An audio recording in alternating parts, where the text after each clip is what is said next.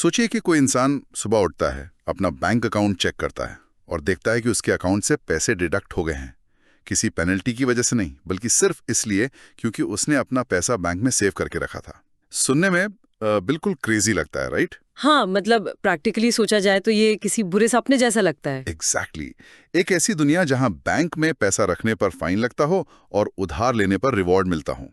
पर सच तो यह है कि दुनिया के कुछ हिस्सों में सेंट्रल बैंक्स ने स्ट्रिक्टली यही किया है। तो आज हम इन्हीं सब माइंड बेंडिंग कॉन्सेप्ट्स और अपने सोर्सेज के थ्रू एक इन डेप्थ चर्चा करने वाले हैं। हमारा मिशन है इस कॉम्प्लेक्स और बेहद जरूरी टॉपिक को डिकोड करना, मॉनेटरी पॉलिसी, बिना किसी बोरिंग लेक्चर के। बिल्कुल, और ये इतना क्रूशियल है क्योंकि लोगों को लगता है इकोनॉमिक्स बहुत ड्राई है, पर ऐसा नहीं है। सही कहा।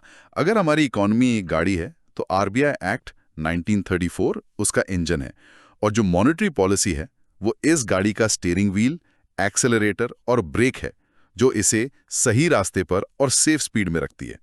ये गाड़ी वाली एनालॉजी सच में बिल्कुल परफेक्ट है, क्योंकि अगर हम आरबीआई एक्ट 1934 का एक्चुअल फ्रेमवर्क देखें तो इसके तहत रिजर्व बैंक ऑफ इंडिया अलग अलग मॉनेटरी इंस्ट्रूमेंट्स का यूज करके इकोनॉमी में मनी सप्लाई को इन्फ्लुएंस करता है, और ये सब हवा में नहीं होता। तो इसके पीछे कोई स्पेसिफिक स्ट्रैटेजी होती है? हाँ, इसके पीछे 5 बहुत स्पेसिफिक मैक्रो इकोनॉमिक गोल्स होते हैं, जैसे accelerating economic growth, price stability maintain करना, exchange rate stabilization, balancing savings and investment, और आखिरी है एम्प्लॉयमेंट जनरेशन। इन 5 पिलर्स पर ही हमारी पूरी इकोनॉमिक फाउंडेशन टिकी हुई है। ओके, तो let's break this down. Economy रूपी गाड़ी को स्मूथली चलाने के लिए एक स्पीड लिमिट का होना बहुत जरूरी है, ताकि ना गाड़ी ट्रैफिक में रुकी रहे और ना ही हाईवे पर आउट ऑफ कंट्रोल हो जाए। तो ये स्पीड लिमिट कौन डिसाइड करता है और कैसे? ये स्पीड लिमिट ऑफिशियली 2014 में सेट की गई थी, जब उर्जित पटेल कमेटी ने अपनी रिकमेंडेशंस दी थीं। उन्होंने कहा कि हमारा इन्फ्लेशन टारगेट एग्जैक्टली 4% होना चाहिए, जिसमें एक ±2% का टॉलरेंस बैंड होगा। अच्छा, मतलब आइडियल इन्फ्लेशन 4% है, पर 2% से 6% के बीच हम इसको मैनेज कर सकते हैं। एग्जैक्टली। और उन्होंने ये भी सजेस्ट किया कि जो नॉमिनल एंकर्स हैं उन्हें हेडलाइन इन्फ्लेशन के टर्म्स में डिफाइन किया जाना चाहिए। और सबसे बड़ा स्टेप जो था वो था मॉनेटरी पॉलिसी कमेटी यानी एमपीसी को सेटअप करने का रिकमेंडेशन। वेट, ये जो टर्म्स है, नॉमिनल एंकर्स और हेडलाइन इन्फ्लेशन, इसका एक्चुअल चक्कर क्या है? थोड़ा सिंपल भाषा में समझाते हैं। हाँ, तो हेडलाइन इन्फ्लेशन का मतलब है टोटल इन्फ्लेशन, यानी रॉ डेटा। इसमें खाने पीने की चीजें और फ्यूल भी शामिल होते हैं, जिनके दाम मार्केट में बहुत जल्दी फ्लक्चुएट होते हैं। और नॉमिनल एंकर एक बेसिक टारगेट है जिसे लोग और businesses as a benchmark use करते हैं। Got it. तो एमपीसी, जो इस गाड़ी का ड्राइवर है, वही इसी हेडलाइन इन्फ्लेशन को अपना कंपास मानकर स्टीयरिंग कंट्रोल करती है। सही पकड़ा। अब जब ड्राइवर को पता है कि स्पीड क्या रखनी है, तो उनके पास 2 ऑप्शंस हैं, या तो एक्सेलरेटर दबाना या ब्रेक लगाना, जिसे मैं अपने दिमाग में द स्केल्स ऑफ पॉलिसी कहता हूँ। प्रैक्टिकली आरबीआई इसको कैसे अप्रोच करती है? इसे हम एक्सपेंशनरी और कंट्रैक्शनरी मॉनेटरी पॉलिसी कहते हैं। जब इकोनॉमी में स्लो डाउन होता है, यानी गाड़ी धीमी चल रही होती है, तब आरबीआई एक्सपेंशनरी मॉनेटरी पॉलिसी अपनाती है। उनका मेन ऑब्जेक्टिव होता है मनी सप्लाई को बढ़ाना। तो इसके लिए वो टूल्स का यूज करते होंगे, राइट? बिल्कुल। इसके लिए वो इंटरेस्ट रेट्स जैसे रेपो रेट, बैंक रेट या एसएलआर को रिड्यूस कर देते हैं।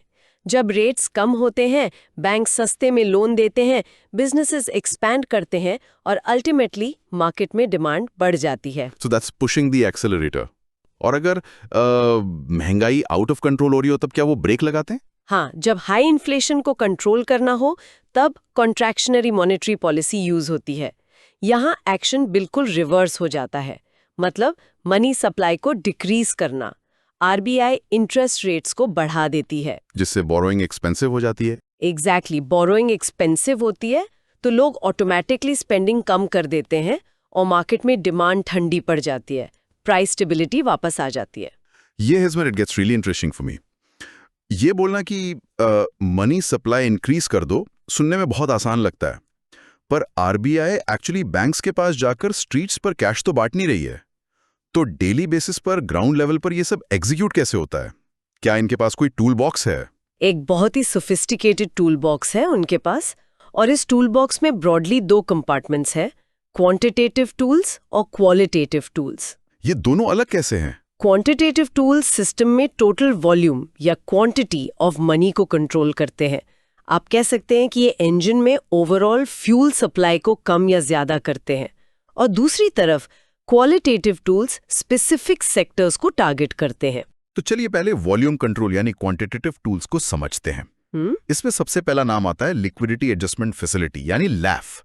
इस कॉन्सेप्ट को हम किस तरह से विजुअलाइज करें? लैफ को आप बैंक्स का एक डेली बैलेंसिंग स्केल या फ्यूल टैंक समझ सकते हैं। देखिए, बैंक्स के पास डेली बेसिस पर फंड्स अप डाउन होते रहते हैं। कभी एक्सेस लिक्विडिटी होती है तो कभी डेफिसिट। लैफ उन्हें इस ओवरनाइट फ्लक्चुएशन को मैनेज करने में मदद करता है। ओके, तो अगर किसी बैंक के पास दिन के आखिरी में एक्सेस कैश है तो क्या वो आरबीआई के पास पार्क कर सकता है? हाँ, बिल्कुल पार्क कर सकता है। और अगर उन्हें शॉर्टेज है तो वो गवर्नमेंट सिक्योरिटीज को कोलैटरल रखकर ओवरनाइट बेसिस पर आरबीआई से लिक्विडिटी बोरो कर सकते हैं।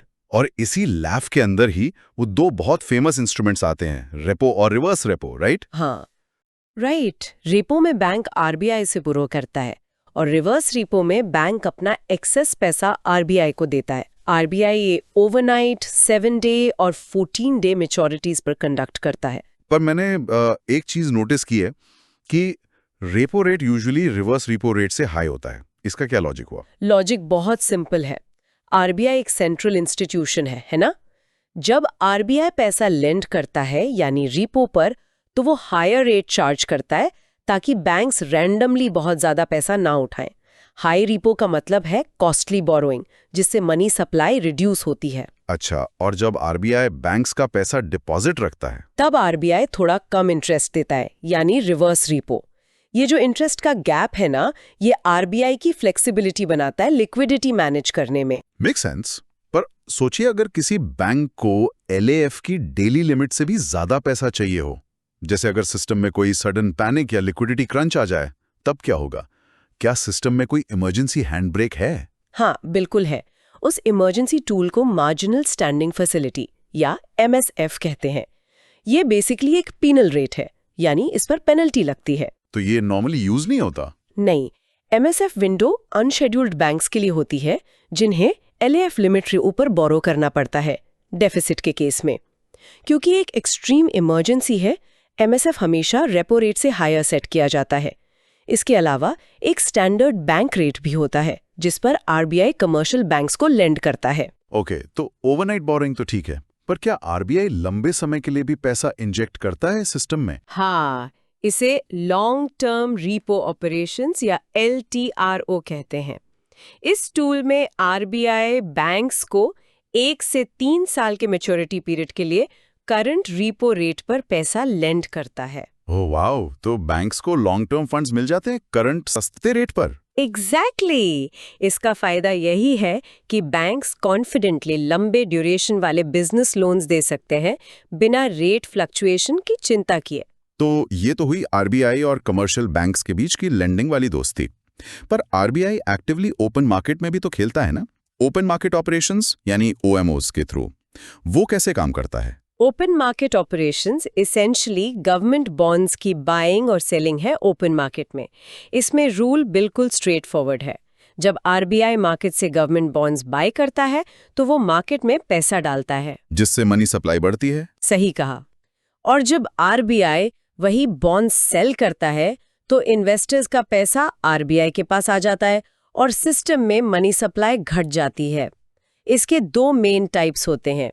एक है आउटराइट ओएमओ जो परमानेंट होता है, यहाँ बाय या सेल बैक करने का कोई प्रॉमिस नहीं होता। और दूसरा है रेपो ओएमओ, जिसमें एक फिक्स डेट और प्राइस पर रीपर्चेस करने का एग्रीमेंट होता है। बिल्कुल सही। पर एक चीज मुझे हमेशा कंफ्यूज करती है।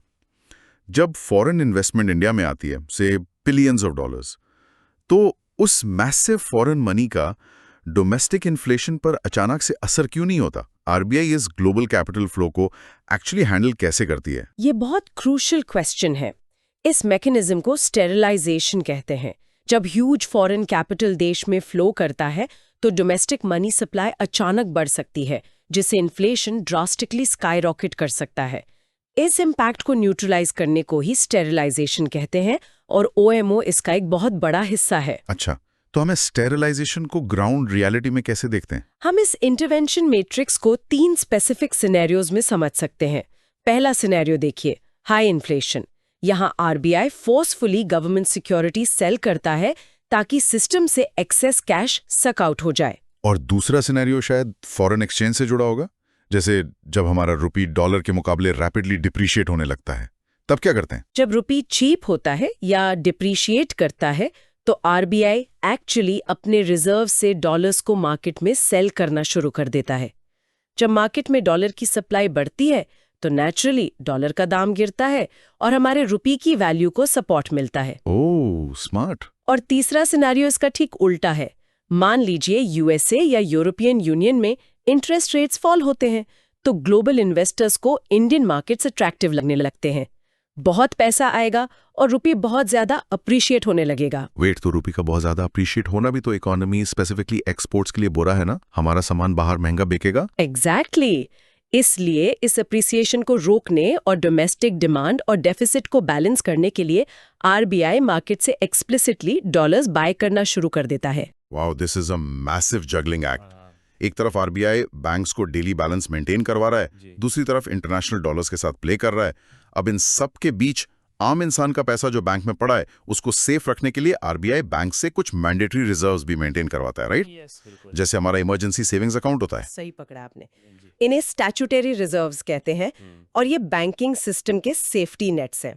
हम इन दोनों मेन रिजर्व्स CRR और SLR को डायरेक्टली कंपेयर कर सकते हैं। पहला है कैश रिजर्व रेशो यानी CRR। ये RBI एक्ट 1934 के तहत आता है। ये एग्जैक्टली कैसे कैलकुलेट होता है? CRR एसेंशियली बैंक की total demand and time liabilities यानी जो टोटल डिपॉजिट्स है उसका एक परसेंटेज होता है। पर इसमें कैच क्या है? ये नॉर्मल रिजर्व से अलग कैसे है? कैच ये है कि CRR ओनली और प्योरली कैश के फॉर्म में मेंटेन किया जाता है। और सबसे बड़ा पॉइंट, बैंक्स इस रॉ कैश पर नो इंटरेस्ट यानी 0 इंटरेस्ट अर्न करते हैं। MPC इसकी लिमिट 3% से 15% के बीच सेट कर सकती है। इसका मेन रोल इकोनॉमी में लिक्विडिटी रेगुलेट करना है। वेट, इसका मतलब तो ये है कि बैंक का पैसा वॉल्ट में एक तरह से डेड पड़ा है। सोर्सेज में एक टर्म मेंशन था, negative carry on CRR। Does that mean banks technically lose out on potential money because they have to lock this cash without earning interest? Absolutely correct. उस लॉक्ड कैश पर bank को opportunity cost bear करनी पड़ती है जिसे हम negative carry कहते हैं। अब दूसरी तरफ आता है स्टैट्यूटरी लिक्विडिटी रेशियो यानी SLR। इसका मैंडेट बैंकिंग रेगुलेशंस एक्ट 1949 से निकल कर आता है। CRR के मुकाबले SLR सिर्फ कैश नहीं बल्कि गोल्ड या RBI approved secure government securities में भी मेंटेन किया जा सकता है। और क्योंकि ये सिक्योरिटीज हैं तो इन एसेट्स पर तो बैंक को इंटरेस्ट मिलता होगा। एग्जैक्टली। SLR पे बैंक एक्चुअली इंटरेस्ट अर्न करता है। इसकी लोअर लिमिट जनरली 23% और अपर लिमिट 40% होती है, जबकि CRR प्योर लिक्विडिटी को कंट्रोल करता है। SLR बैंक्स की क्रेडिट फैसिलिटी और सॉल्वेंसी को इंश्योर करता है। ये दोनों सेफ्टी नेट्स हैं पर दोनों की फंक्शनैलिटीज अलग है। ओके, तो अभी तक हमने इंजन की ओवरऑल पावर यानी टोटल फ्यूल सप्लाई की बात की, क्वांटिटेटिव टूल्स। पर क्या RBI इस फ्यूल को किसी स्पेसिफिक टायर की तरफ डायरेक्ट कर सकता है, like putting the car in a 4-wheel drive mode to get out of the mud? यही एंट्री होती है क्वालिटेटिव टूल्स की। इनका एम सिस्टम का टोटल मनी बढ़ाना या घटाना नहीं, बल्कि पैसे का फ्लो स्पेसिफिक डायरेक्शन में मोड़ना यानी टारगेटेड पर्सुएजन होता है। पहला क्वालिटेटिव टूल है मार्जिनल रिक्वायरमेंट्स। ये मार्जिन एग्जैक्टली क्या है? फ्रेंड्स, अच्छा, मतलब अगर मैं 100 रुपए की मार्केट वैल्यू का गोल्ड रखता हूं तो बैंक मुझे सिर्फ 75 रुपए का लोन देगा, तो मार्जिन वहां 25 रुपए हुआ। आप बिल्कुल सही समझे। अगर RBI चाहती है कि लोग कम उधार लें तो वो इस मार्जिन को बढ़ा देगी, यानी अब 100 के गोल्ड पर आपको सिर्फ 60 का लोन मिलेगा। इससे मनी फ्लो रिस्ट्रिक्ट हो जाता है। दूसरा टूल है सिलेक्टिव क्रेडिट कंट्रोल या SCC। इसमें क्या होता है? SCC बेसिकली प्रायोरिटी सेक्टर्स को एनकरेज करता है और रिस्की या स्पेक्युलेटिव सेक्टर्स में लोन्स को रिस्ट्रिक्ट करता है। और इसमें तीसरा टूल है मॉरल सुएजन। मॉरल सुएजन मतलब बेसिकली RBI की तरफ से पीयर प्रेशर। कोई लॉ नहीं, बस एक फ्रेंडली वार्निंग कमर्शियल बैंक्स को। प्रैक्टिकली हाँ, ये एक नॉन बाइंडिंग पर्सुएजन होता है जहां सेंट्रल बैंक कमर्शियल बैंक्स को समझाता है कि आप खुद से हमारी पॉलिसीज को सपोर्ट करें। पर जहां स्ट्रिक्ट रूल्स लगते हैं वो है प्रायोरिटी सेक्टर लेंडिंग यानी पीएसएल। ये हाँ। एक बहुत टारगेटेड फ्रेमवर्क है। तो पीएसएल के एक्चुअल मैंडेट्स क्या हैं बैंक्स के लिए? कमर्शियल बैंक्स के लिए एक क्लियर टारगेट है। उनके टोटल नेट बैंक क्रेडिट का एग्जैक्टली 40% प्रायोरिटी सेक्टर एडवांसेस में जाना ही चाहिए, और इस 40% के अंदर भी डिटेल्ड सब टारगेट्स हैं। जैसे एग्रीकल्चर सेक्टर को मिनिमम 18% मिलना चाहिए, और इस 18% में से 8% एक्सप्लिसिटली स्मॉल और मार्जिनल फार्मर्स के लिए ईयरमार्क्ड हैं। और बाकी सेक्टर्स? वीकर सेक्शंस के लिए 10% और माइक्रो एंटरप्राइजेस के लिए 5% एलोकेट करना जरूरी है। बैंक्स अपने टारगेट्स मीट करने के लिए एनबीएफसीज या हाउसिंग फाइनेंस कंपनीज के साथ को-लेंड भी कर सकते हैं। मैं इसमें वीकर सेक्शंस की कैटेगरीज पढ़ रहा था और एक डिटेल ने मुझे सच में कंफ्यूज कर दिया। वीकर सेक्शंस में यूजुअली आर्टिजन्स आते हैं, डिस्ट्रेस्ड फार्मर्स आते हैं जिनकी लोन लिमिट 1 लाख से कम हो, SC/ST और पर्सन्स विद डिसेबिलिटीज आते हैं। पर इस लिस्ट में स्टार्टअप्स भी थे जिनके लोन अमाउंट्स 50 करोड़ रुपए तक हो सकते हैं। स्टार्टअप्स और डिस्ट्रेस्ड फार्मर्स एक ही वीकर सेक्शन कैटेगरी में कैसे आ सकते हैं? ये सुनने में थोड़ा काउंटर इंट्यूटिव लगता है, पर इसके पीछे का ऑब्जेक्टिव देखना होगा। पीएसएल का गोल सिर्फ गरीबी हटाना नहीं है, बल्कि ग्रासरूट लेवल पर एम्प्लॉयमेंट और इनोवेशन को बूस्ट करना भी है। स्टार्टअप्स रिस्क हैवी होते हैं, ट्रेडिशनल बैंकिंग सिस्टम उन्हें आसानी से लोन नहीं देता। ओह, आई सी। लिमिट में है, उन्हें इस प्रायोरिटी अम्ब्रेला में डाला गया है ताकि देश का इनोवेशन इंजन चलता रहे। इसके अलावा सेल्फ हेल्प ग्रुप्स यानी SHGs और वुमेन बेनिफिशरीज को दिए गए 1 लाख तक के लोन्स और गवर्नमेंट स्कीम्स जैसे NRLM या NULM के बेनिफिशरीज भी इसी कैटेगरी में आते हैं। और अगर कोई बैंक लेट से इन PSL टारगेट्स को मिस कर दे जी, तो क्या पेनल्टी लगती है? बिल्कुल पेनल्टी लगती है। अगर शॉर्टफॉल हुआ तो बैंक्स उस बचे हुए फंड को अपनी मर्जी से यूज नहीं कर सकते। उन्हें वो अमाउंट एक्सप्लिसिटली उन फंड्स में डिपॉजिट करनी पड़ती है, जैसे रूरल इंफ्रास्ट्रक्चर डेवलपमेंट फंड यानी RIDF जिसे नाबार्ड चलाता है, या फिर अर्बन इंफ्राडेव फंड SIDBI, मुद्रा और NHB में। यानी पैसा घूम फिर कर देश के डेवलपमेंट में ही चैनल हो जाता है। एग्जैक्टली। ओके, तो RBI ने पॉलिसी सेट कर ली, सेक्टर्स टारगेट कर लिए, पर ये पूरी मशीनरी एक्चुअल ग्राउंड रियलिटी में एक आम इंसान की लाइफ कैसे चेंज करती है? इस फ्लो को हम मॉनेटरी ट्रांसमिशन चैनल्स कहते हैं। ये वो चैनल्स हैं जो बताते हैं कि रेट कट एक्चुअल इकोनॉमी में कैसे फ्लो होता है। ऐसे 5 मेन चैनल्स हैं। पहला और सबसे डायरेक्ट, इंटरेस्ट रेट चैनल। जब RBI रेट्स कट करती है, कैपिटल चीप होता है। सस्ता कैपिटल मतलब बिजनेस इन्वेस्टमेंट और कंज्यूमर कंजम्पशन राइज होते हैं। दूसरा है एक्सचेंज रेट चैनल। ना hold on, exchange rate channel मुझे हमेशा थोड़ा ट्रिकी लगता है। अगर रेट कट हो तो करेंसी डेप्रिशिएट होती है, जिससे हमारा क्रूड ऑयल इंपोर्ट महंगा हो जाता है। तो इसमें ओवरऑल फायदा कहाँ है? आपने पिक्चर का एक साइड देखा।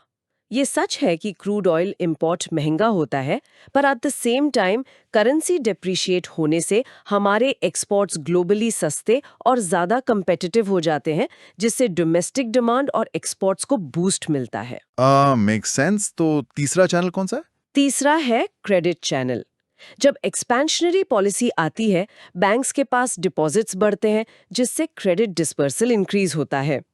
चौथा चैनल बहुत इंटरेस्टिंग है, एसेट प्राइस चैनल। ये सीधा आपसे और मुझसे जुड़ा है। हाँ, ये पॉइंट मैंने सोर्सेज में देखा था और मुझे बड़ा फैसिनेटिंग लगा। लोअर इंटरेस्ट रेट्स मेरी प्रॉपर्टी की कीमत कैसे बढ़ाते हैं? सोचिए कि इंटरेस्ट रेट गिर गया, हाउसिंग लोन सस्ते हुए तो ज्यादा लोग घर खरीदने लगेंगे, मार्केट में डिमांड बढ़ी तो नेचुरली आपके घर की मार्केट वैल्यू या इक्विटी बढ़ गई, जिसे वेल्थ इफेक्ट कहते हैं। है ना? बिल्कुल। जब आपकी इक्विटी वैल्यू बढ़ती है तो आप इंटरनली रिचर फील करते हैं। उस एसेट को कोलैटरल रखकर आप लेंडिंग बढ़ा सकते हैं, कंजम्पशन करते हैं। और आखिरी है एक्सपेक्टेशन चैनल। अगर RBI कंसिस्टेंटली इन्फ्लेशन को अपने टारगेट पर एंकर्ड रखती है तो पब्लिक और बिजनेसेस अनसर्टेनिटी से बाहर आते हैं। सो इस एक्सपेक्टेशन को ठीक से मैनेज करने के लिए मार्केट को ये पता होना जरूरी है कि आरबीआई का माइंड एक्चुअली क्या सोच रहा है। ये मूड कैसे पता चलता है? ये मूड मार्केट को आरबीआई के मॉनेटरी पॉलिसी स्टांसेस से समझ आता है। पहला है अकोमोडेटिव स्टांस, मतलब आरबीआई क्लियरली इंडिकेट कर रहा है कि वो स्लो डाउन के टाइम रेट्स को रिड्यूस करने के लिए तैयार है। दूसरा है न्यूट्रल स्टांस।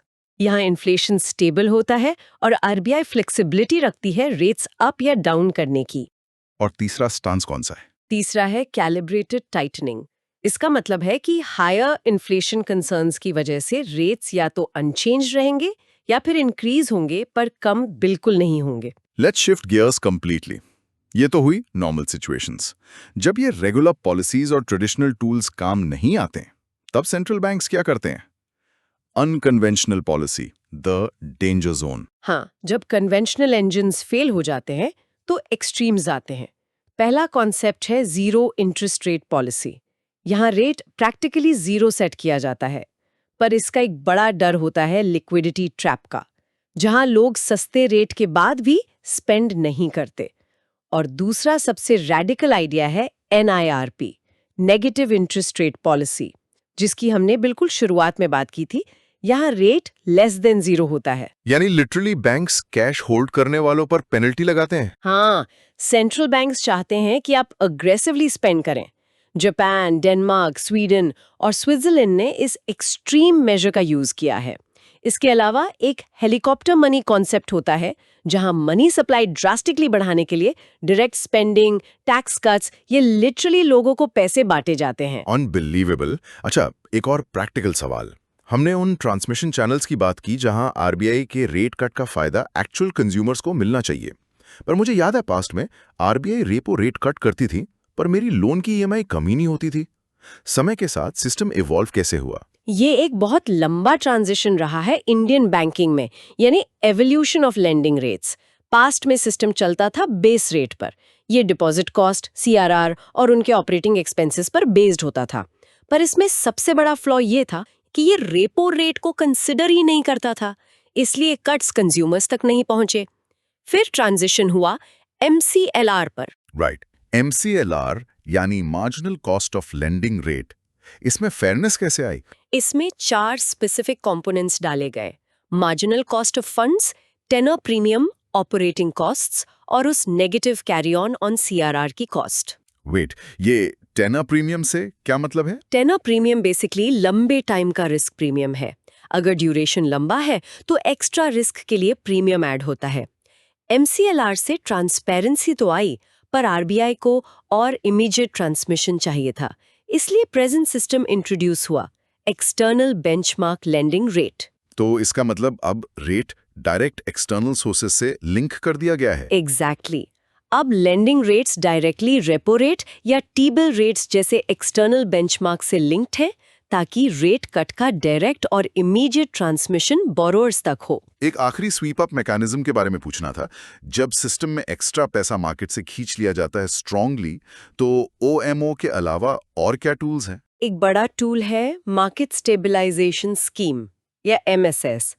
जब एक्सेस लिक्विडिटी सिस्टम में आती है तो उसे स्ट्रांगली सक आउट करने के लिए आरबीआई गवर्नमेंट के बिहाफ पर सिक्योरिटीज इशू करती है, और ये अमाउंट स्पेसिफिकली आरबीआई के पास ही रहता है।